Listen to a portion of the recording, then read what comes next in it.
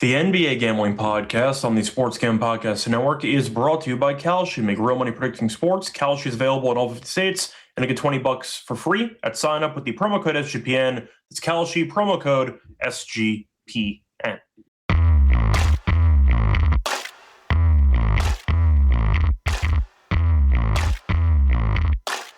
And welcome, everyone, to the NBA Gambling Podcast here on the Sports Gambling Podcast Network. Currently Thursday morning, January 15th, around 11 a.m. Eastern. I'm Rose Scott Show, once again joined by Lonte Smith. Together, we're going to break down our thoughts for the Thursday card. Lonte, long time no see. How have you been? Bit weird that we have an international game in the middle of the afternoon, but should be interesting, should be fun. Lonte, what's up? Yeah, man, I'm good. It's actually good for me to watch some basketball early. I wish they would do this a little bit more, but it's cool. I mean, it's a lot of interesting storylines to the game and also for the rest of the card. And we had some good performances last night, some big performances last night, actually. So, yeah, I'm looking forward to it. Yeah, Sensabaugh had a monster game off the bench. They lost the game anyway, but he had, I think it was 43 in the end. Brunson got injured, though. Flagg got injured, a couple of injuries there. Barnes was great for Toronto at 26, 7, and 13. Mitchell, I think, at 27 points in the second half as the Cavs blew out the Sixers. And Trey Murphy at 34, Murray at 33. So there you go.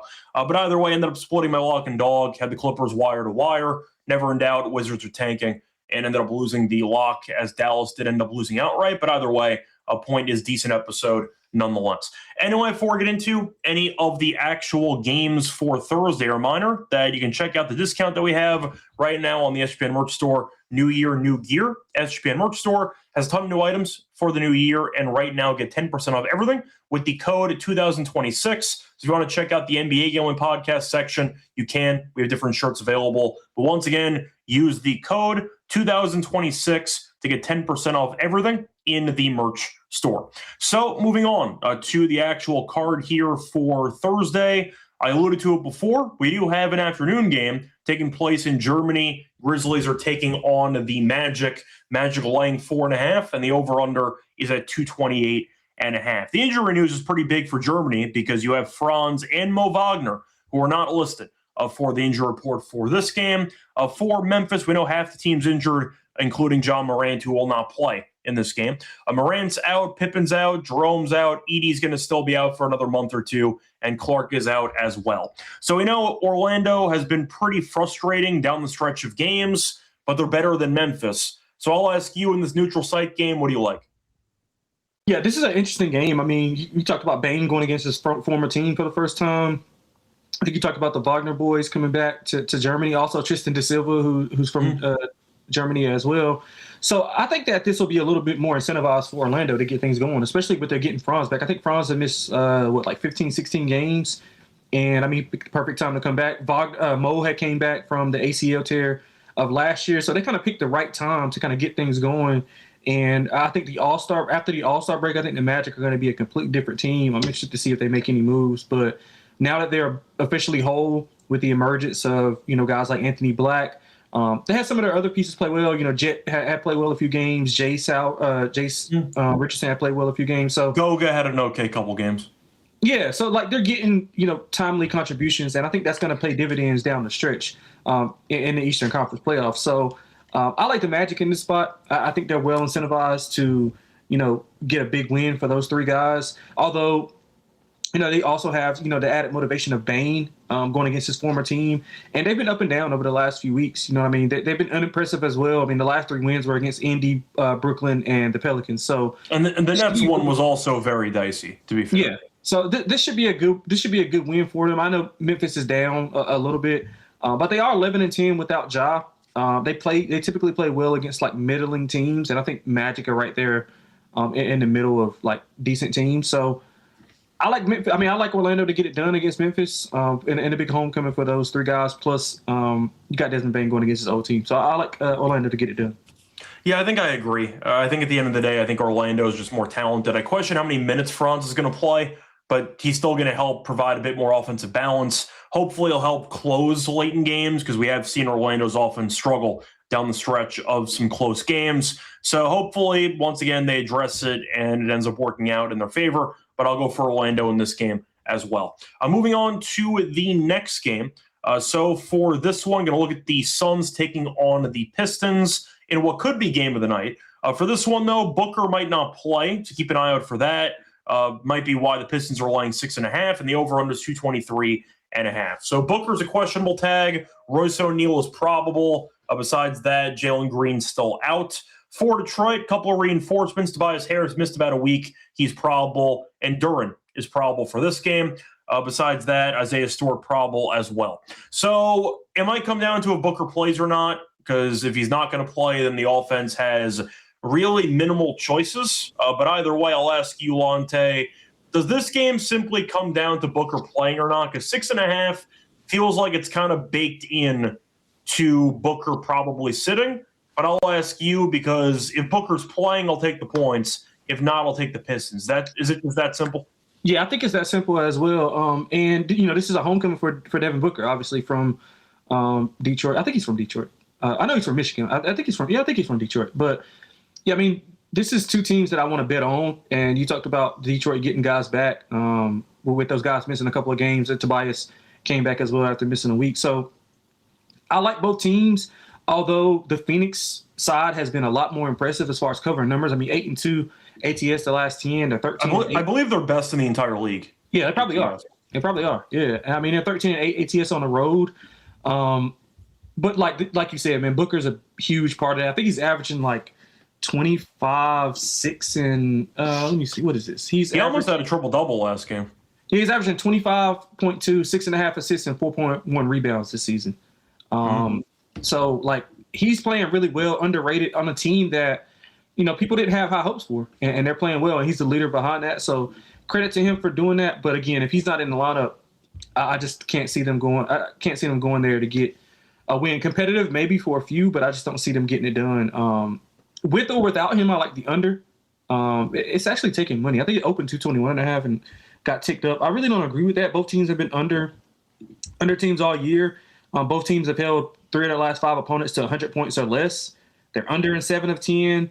I mean, everything points to under. Detroit's played in 5 straight unders. And I know, kind of the lineup stuff and the guys being in and out of the lineup kind of tweaked that. But I think their defense has been a lot better. I think Phoenix's defense has been a lot better as well. So I'm going to take the under 223.5. And like I said, it's just kind of a wait-and-see approach on the side. But if Devin Booker is playing, I definitely will be on the Phoenix side.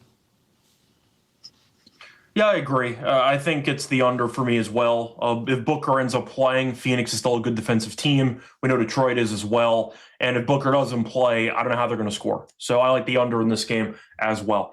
Moving on to the next game, Celtics taking on the Heat. For the injury report here, Boston's basically fully healthy, of course, with no Tatum. For Miami, Davion Mitchell is doubtful. Jaquez is questionable, but Hero's probably playing point guard in this game. Celtics are laying 2.5. The over-under is 235.5. Miami beat Phoenix last time out. They were up 20 at the half, basically, blew the entire lead, and then rallied to win, courtesy of some big shots with Norman Powell. But even when the Heat win games, they're not exactly the most convincing in the world. Boston, we know, has been a juggernaut this season, and we do know that Boston has enough firepower to frustrate a pretty underwhelming Miami defense. But we know Miami has the size with Bam and with Ware to at least frustrate Kata and company in this game. I'm going to go Boston. I just think conceptually Boston's the better team. And Miami beating Phoenix in a game where they blew a 20-point lead in the second half is not exactly convincing me to trust them in the spot. Yes, I know that Spoelstra and Mazzulla have had some battles over the years. I get all that. But I think Boston's the better team. And Jaylen Brown is clearly the best player on the court. Not to mention the fact that Hero at point guard can be problematic if he goes hero mode and just, pun intended, and starts playing a lot of hero ball, jacking up 20-something shots. So that could be a bit of a problem as well, but I'm not a fan of how this team's defended. I didn't really like how they played the second half against Phoenix, punting away a 20-point lead before rallying. Give me Boston minus 2.5. Yeah, honestly, I think this number is perfect. I think it's 2.5 kind of pretty much signifies what each team is. I can make a case for both sides, to be honest with you. Let me ask you something before I get into what I do like. Where do you think Bam ranks in Miami Heat history in points? Okay, I got to think about that for a second. Because we've roasted his lack of shooting for years. Do I think he's actually top 10? I'm going to say he is because you probably wouldn't have asked me that. I'm going to say he's ninth. Second. Really? Second. He passed Alonzo Mourning in the last game. He is about well, he won't catch D Wade. He's like 10,000 points away from D Wade, who holds the team record. But I would never have guessed second. That is kind of shocking. Then again, all these numbers of who is the franchise, that just means you played there for about 20 years. It's all about him only playing on one team. But second all time, I would not have guessed. That is kind of shocking to me. Yeah, he is. And he actually broke out of his slump. He had been playing like horribly over the past, 2 or 3 weeks. He was averaging like 10 points. He was playing horrible. He kind of got back into it the last game. They are 7-3 ATS the last 10. They played really well at home, 12-8 ATS at home. But if you converse that, I mean, Boston's 12-8 ATS on the road. They're coming off a horrible loss to Indy. They lost 3 of 4, and their offenses look like atrocious. They're under 100 points in 2 of those 4 games that they played. So I can kind of see a bounce back effort from Boston. So I would probably agree with you if I had to take a side. But again, I think there's going to be points in this game. So I'm going over this number. I mean, it's ticked up a little bit. I think 243.5 was the open. But Miami's allowed 120 plus in 4 straight. We talked about the struggles that Boston has. I think Miami's defense is going to allow Boston to play with pace, allow them to shoot a lot of threes. The total was 245, and it ended 245 in the first meeting, and that total was 233, so, a little bit higher up here. But I expect both teams to score. I think it's going to be an up-and-down type of game, coin flip game, which is why I'll stay away from the side. But I do like the over in the game. I think we see around 245 is about the number that I can see. I can see this maybe even going into overtime. Yeah, I agree. I like the over in this game, too. Moving on to the next game, Thunder taking on the Rockets. For this one, Thunder laying 5.5, and the over-under is 223.5. Injury report for this game. Houston's going to be without Eason, but besides that, Şengün did come back earlier this past week, so they are basically fully healthy. But Eason defensively being out is a big deal. For the Thunder, no Hartenstein, and Dort is questionable. OKC got their groove back. I've been playing some good basketball lately, so we'll see if that continues in this game. Rematch of the season opener. They went to double overtime, and they have not played since. Now, the Thunder have won 4 in a row, barely beat Utah, barely beat Memphis, so not a great start, but beat Miami by 12 and then got some revenge, beat San Antonio by 21 at home. Lonte, the Rockets have been really underwhelming lately. They almost lost to a Chicago G League team, but either way, they got the job done in the end. I don't like this Houston team. I think the spacing is horrible. I think that you could argue the lack of leadership is apparent with this team, but I don't trust them at all. I get that it's a get-up spot. I understand, but at the same point, the Thunder are getting back on track, and Houston has been, I don't want to say in free fall, but they've been sputtering, and barely beating Chicago, missing Giddey, is not going to suddenly make me change my opinion about this team. I'll go for the Thunder in this game. What do you like? Yeah, I like the Thunder as well. I think they gained a little bit of their mojo back. They've won 4 straight, not covering, but they're kind of winning those games. Mm-hmm. And if you go back to the beginning of the year, they played one of the best games of the season, like the season opener, 105, 104, I think was the score. Oh, 125, 124. I'm sorry. Yeah, because it went to double overtime. Yeah, so I thought that was a really competitive game to get the season started. I think this will be a competitive game, and then OKC will find a way to pull it out.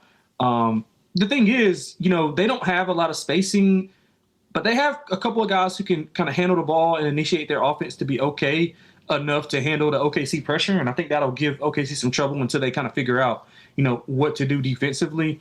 Obviously, Kevin Durant going against OKC is always one thing to monitor. But like you said, Houston's not been good as of late. I mean, 3-7 ATS the last 10. They've not covered in 6 in a row. And I think OKC's, they're obviously hearing the talk and, some of the things that are going on. And they're obviously not 100% healthy. But I do think that they'll play well here. I think Jay Will be a big factor in this game, guarding some of those big men that Houston has. So I'm going to take OKC here. I also like the under. I think both teams will kind of play a little slower pace. Half-court type of game, so I like under as well. Yeah, I think I agree. Once again, first meeting was high scoring, but that is inflated with the overtime, so keep that in mind. That game turned into a rock fight late. I can see that happening here again, but I can't trust Houston. simply put. I see Barry mentioning he likes Houston as home dogs. I'm rooting for you.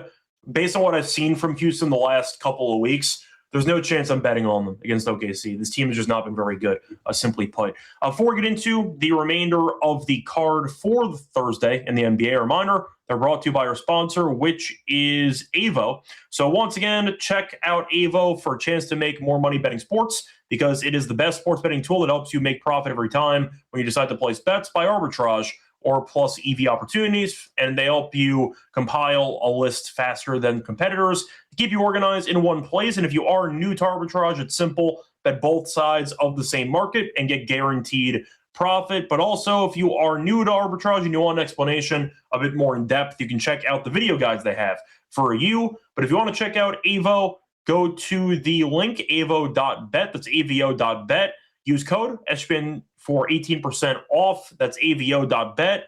Promo code SGPN for 18% off, or $18 off, your purchase. Once again, avo.bet. Promo code SGPN for $18 off your purchase. We're also brought to you by Kalshi, a real money prediction market available in all 50 states. Trade tons of markets in sports, the NFL, college football, college basketball, NBA, NHL, and more. Plus, you can also trade props like first touchdowns, and they have a ton of other options besides sports like politics, entertainment, and even weather.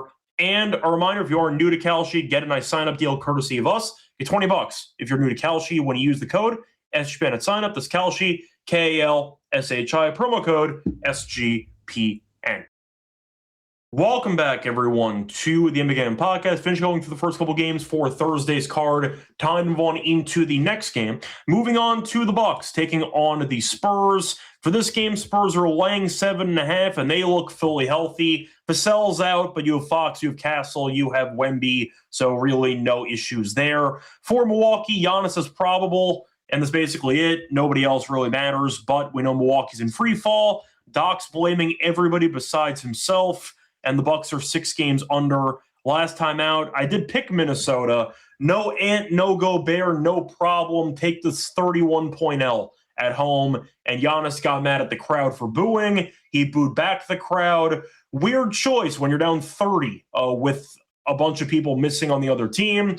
Yeah, the Bucks stink. We know Doc's not very good, and the Spurs, we know, are healthy, and when healthy and engaged, they're a top 5 team in the league. So I'm on San Antonio. I got nothing else to add. Milwaukee is kind of just wasting away, and I think they have to trade Giannis. They're just too dumb to notice. But what are your thoughts on this game? Yeah, I'm completely out on the Bucks. Originally going in, I was a little bit higher on them than the consensus because I thought that they could kind of, piece together something unique, especially being in the Eastern Conference. But I was completely wrong about that. You mean preseason, right? Yeah, preseason. I was completely. Cool. Yeah, and I wasn't high on them like they could win the championship, but I thought they would be better than what the win total suggested as well. And it started off okay, but kind of water met its level there. But I'm out on the Bucks. Like you talked about the booing stuff. That's sign number one. And what did you think was going to happen? You're down 31 at home to a team missing its best player and probably 2 of its best 3 players. Are they supposed to cheer for you? Like what do you think was going to happen? Yeah, and Giannis is usually like more level-headed than that, so I'm not sure like what to make of that. Excuse me. This is Milwaukee's 5th road game in 15 days, so probably running on tired legs. They already don't have a ton of depth. I think it's a great spot for the Spurs. They're back home after a 3-game road trip. Their offense has really struggled. They scored 105 points or 106 points, or less in 4 of the last 5 since beating OKC. I think they've lost 6 of 10 on Christmas Day.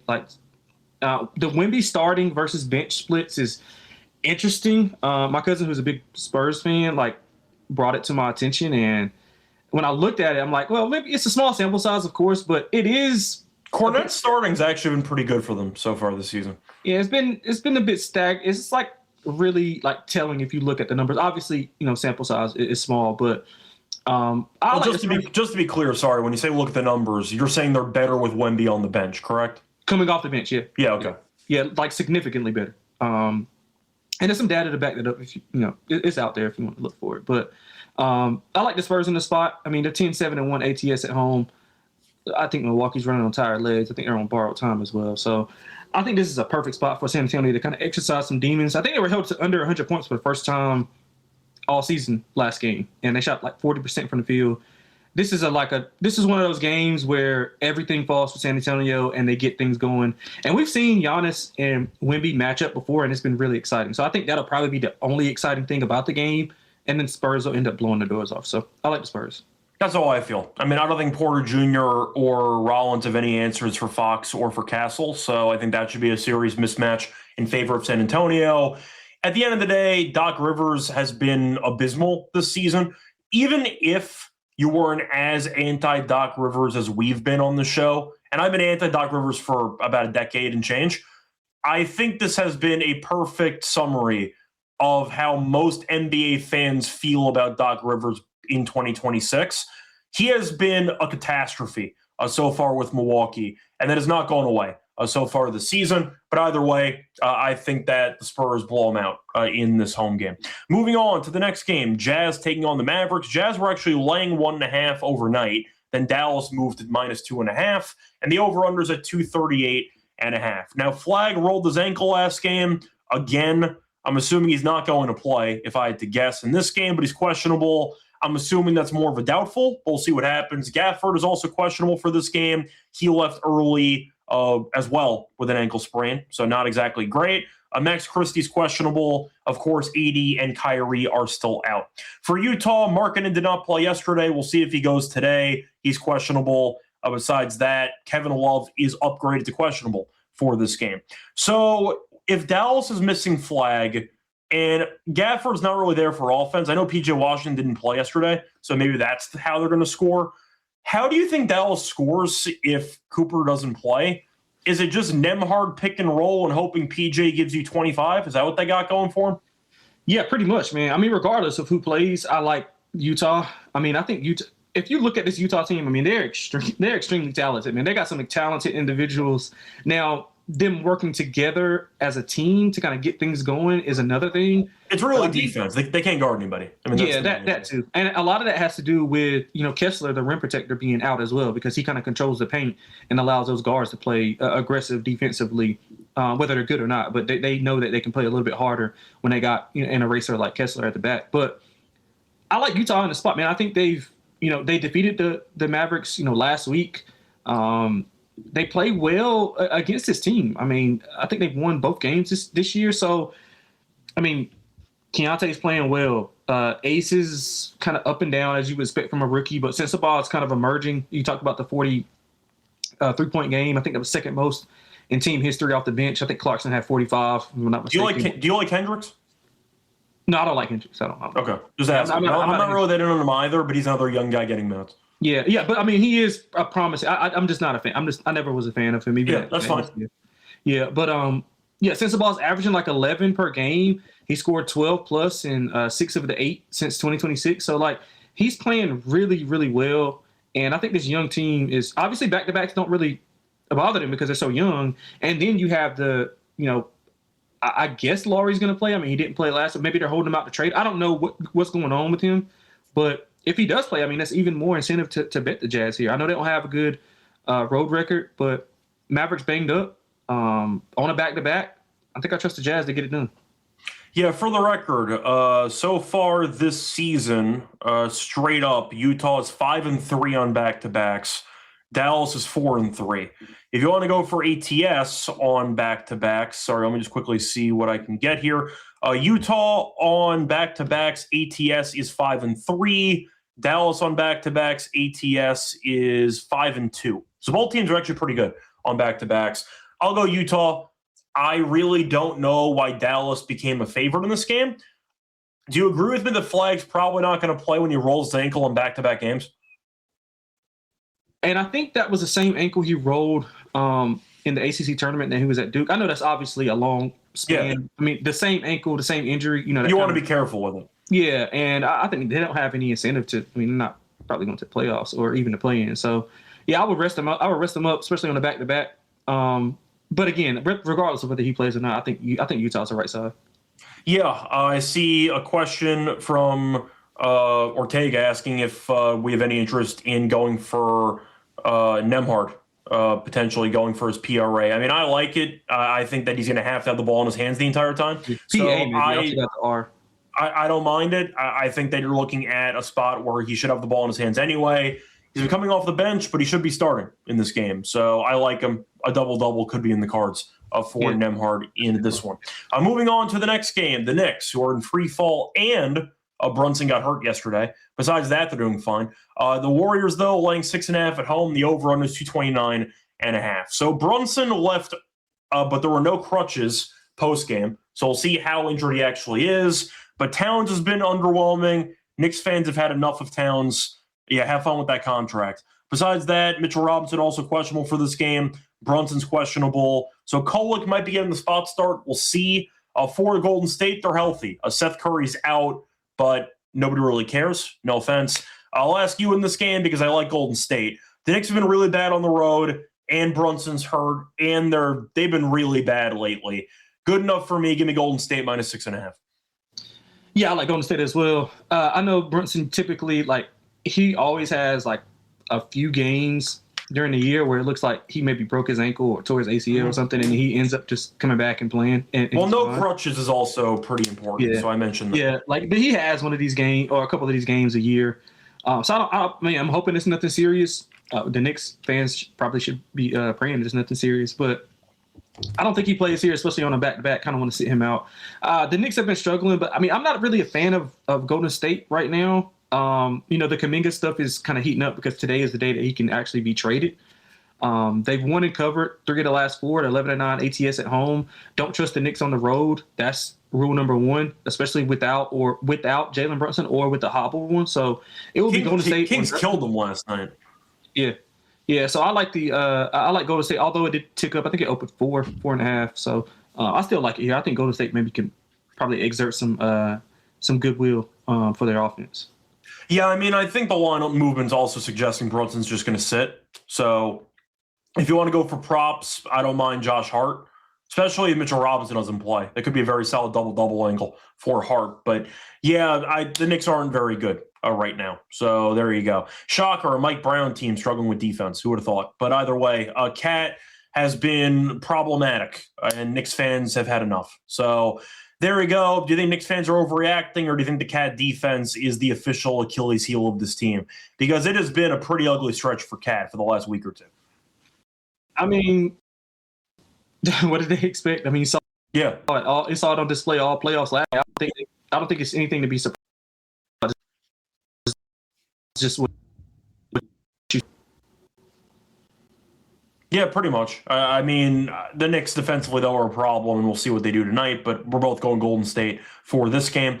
Moving on to the next game, you have the Hawks laying 4.5 on the road against Portland. You're looking at the over-under at 232.5. Now, for Atlanta, they got killed by the Lakers last time out. Porzingis not playing again, so the defense should be terrible for this team.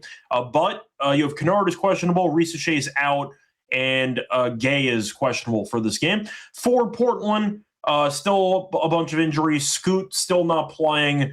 You have Jeremy Grant is questionable. Avdia is doubtful for this game. So we might be getting a solid Caleb Love starting point guard game. We'll see what happens. But either way, Atlanta defensively has not been very good without Porzingis all season. Portland, you can argue the offense is going to struggle without Avdia, but defensively, they still want to play fast. Still not exactly great defensively. Klingon helps, but I just see a bunch of points in this game. Give me the over, 232.5. For the side, I really don't want to lay 4.5 with Atlanta with no Porzingis, but I'll just go over. Give me a fast-paced, up-tempo game. McCollum, I think, has a solid game off the bench. Give me over 232.5. Interesting matchup with McCollum going back to Portland, facing his former team. So I do like the over as well. I think this is a coin flip game. So I'll take the home dog in Portland. Both teams have similar metrics, and I know not having Avdia is tough, but I think the pace of the game and having those younger guys like Caleb Love play in the spot. They got Drew Holiday back. He's still kind of working his way back. I think he missed close to 30 games, 25 games or something like that. So he's kind of getting back in the funk, and I think that'll be better for them on the defensive end, especially at the point of attack. So I do like Portland. 7-3 ATS the last 10, the 12-5 ATS at home. They're really good as a dog, especially as a home dog. So I'm gonna take Portland. I'm gonna take Portland. This is Atlanta's fourth straight road game. Obviously not not a ton of travel, but still a little bit. And I think that could be wearing here. So I'm going to take Portland plus the points. I think they maybe can win this game outright. I think they can too. I mean, watching Atlanta get killed by the Lakers as they're getting free looks on every possession, I'm just not interested. I understand Grant might not play, as Barry's pointing out, but Portland at home can be feisty. Atlanta without Porzingis is an abysmal defensive team. So I just see a bunch of points. So I think Portland's live, but I like the under. I like the over, in this game. Moving on to the last game. Speaking of the Lakers, they are hosting the Hornets. They're laying 4.5. The over-under is at 233.5. And for the injury report, Jackson Hayes is questionable. Reeves is still out. For Charlotte, you have no Mason Plumlee. Diabate is questionable, and Sexton is questionable. So the Lakers, after getting embarrassed by Sacramento, came out and smacked Atlanta. LeBron almost had a triple-double. But either way, the Lakers are laying 4.5. Thoughts on this game? Because I do question the depth in the front court with potentially no Diabate and no Mason Plumlee. But at the same point, the Lakers, we know, have issues defensively, and I expect a bunch of points. So I like the over in this game, but I think the Lakers probably win and cover. Hornets just played the Clippers. There is no travel for Charlotte in this game. But what do you like in the spot? I'm kind of dry on the Lakers right now. I mean, they got a lot of stuff going on with obviously the Rich Paul and Austin Reeves stuff. They got the LeBron. They got a lot of different things going on, and that doesn't go well because they're not playing. They're not playing well. I mean, they got to win against Atlanta, but I think that was just a good spot and kind of an all-in effort. So yeah, I'm just not really in on the Lakers right now. I mean, the Hornets quietly been one of the best ATS teams in the league, especially on the road. And it's 12-9 ATS on the road, a 20-13 ATS as a dog. You talk about no travel. I think that's big. They've been there since the 12th with that game against the Clippers. LaMelo, obviously, back home in LA. I'm just not trusting the Lakers right now. I mean, it's kind of what it boils down to. So I would take the Hornets and the points. I would kind of go under, thinking that the Hornets kind of maybe can control the pace a little bit. I know they want to play a little bit faster, and they have been over the past, few weeks, but I think they might want to slow the game down a little bit. The Lakers, obviously can't shoot the ball a ton, but the size of Charlotte, or lack thereof, could come back to bite them with kind of Luka and LeBron posting up those guards. So I think it'll be a slower paced game. I'm going to take the under, but I do like Charlotte. I mean, I think Charlotte's live to win the game.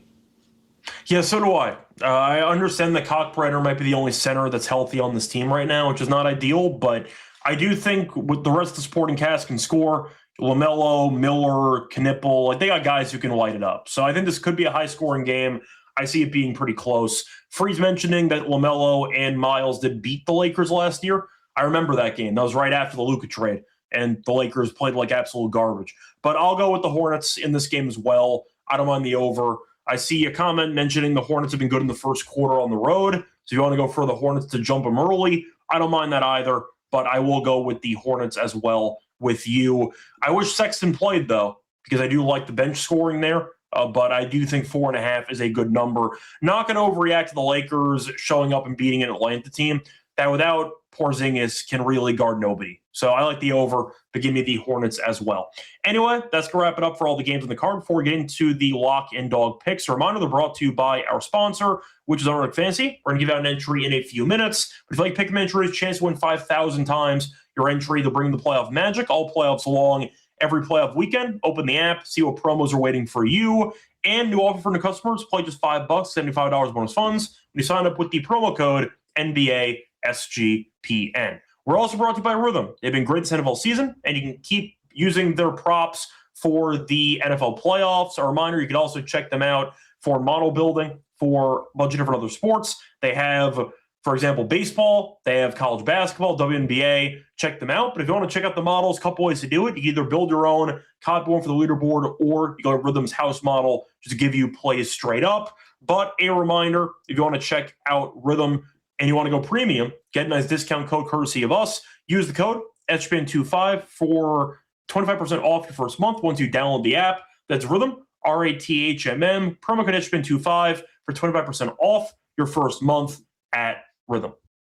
Welcome back, everyone, to the NBA Gaming Podcast. Finished going through all the games on Thursday. Time to go on into the lock and dog picks. Lonte, what's going to be your lock and dog for the show? Let's go to the top of the card. It's going to tip off in few hours actually. So I'm going to take the 5.5. I'm going to lay the 5.5 with Orlando. Is it still? I'm trying to make sure it's still 5.5. By the way, your mic got like extremely low on volume. Oh, my bad. Okay, hold on, let me see. It's fine. Like I can hear you, but it's a little bit low.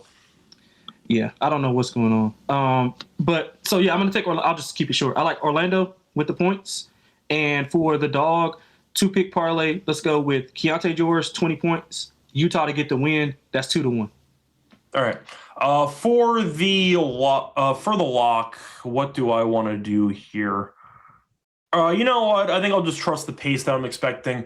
I'm going to go with the over 232.5 in the Hawks game as they take on the Blazers. I know Avdi is a very good potential all-star for Portland, but watching Atlanta play defense without Porzingis is absolutely disgusting.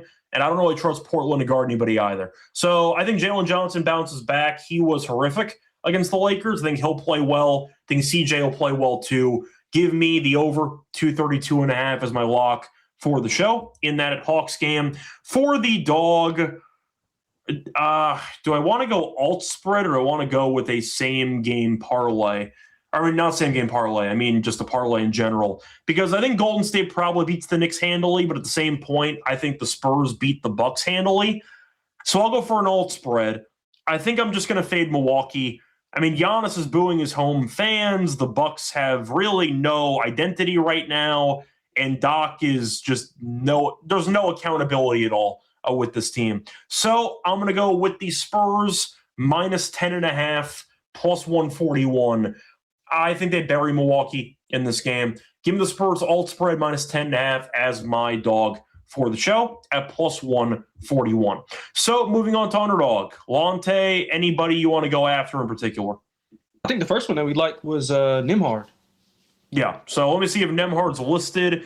Dallas might be a bit tricky because they might be missing so many people. I don't see Nembhard listed, so we can't unfortunately use him. Looking at some other options here, let me just see if there's anybody that I'm interested in. I like Derek White threes. I can get behind that. I mean, we know Miami should give up a ton of points, so yep. I don't mind White threes. That is at 3.5. Yep. Numbers against Miami, he had 9 in the last meeting, so good enough for me. 3.5. We'll go for the higher on Derek White threes. So that's going to be our first choice. Let me just think of who else we talked about on the show. I know it's going to be high, but Steph points or Steph threes, I think that's a good. I mean, the Knicks are horrible at defending the three, like horrible. Yeah, I'll go points for this one. Steph points is at 20. I believe it's at 28.5. Yeah, I mean, he can make like 7 or 8 threes. It might be 30.5 though on underdog, or it might be somewhere. Never mind, it's 27.5. We'll go for the higher on that as well. And one more that we'll talk about here. I'm trying to think if I want to actually go for Cockbrenner because they have no other centers on their team. But I know offensively that can be a bit dicey. You know what? I'll go for CJ McCollum. I think McCollum is a solid game here against his former team. Give me CJ McCollum. Give me the higher on his points and assists. And you can find that available at about 19.5. So once again, the underdog entry that we're going to go with here for Thursday, we're going to go with CJ McCollum on the higher 19.5 PA. We are also going to go with Steph Curry higher 27.5 points, and we are going to go with Derek White higher 3.5 made 3-pointers. Anyway, to wrap it up for the show, do have an announcement though for scheduling. Starting next week, we are going to have night shows. So the 11 a.m. record time is no more, and at least for the most part, because Terrell now has to work different hours. So instead of doing the shows at 11 a.m., we're going to probably aim for, I'd say, 10 p.m. Eastern. So keep an eye out for that. Still going to keep the same amount of days, but keep an eye out for the night before. Lonte, anything else you want to add? That's about it, brother. Cool. Anyway, till next time, good luck to all of you and all of your bets. Bye, everyone. Basketball, give me the ball because I'm gonna